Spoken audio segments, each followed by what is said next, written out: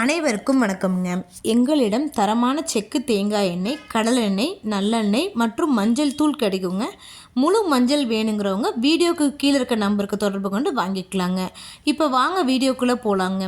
அரியலூர் மாவட்டத்தில் உள்ள ஜெயங்கொண்டம் ஒழுங்குமுறை விற்பனை கூடத்தில் 2/3/2026 அன்னைக்கு நிலக்கடலை பருப்பு மற்றும் எள் மறைமுக ஏலம் நடந்துச்சுங்க. இப்போ வாங்க நிலக்கடலை பருப்போட ஏல விலைகளை பற்றி பார்க்கலாங்க. ஏலத்தில் நிலக்கடலை பருப்பு மொத்த வரத்து 15 மூட்டைங்க.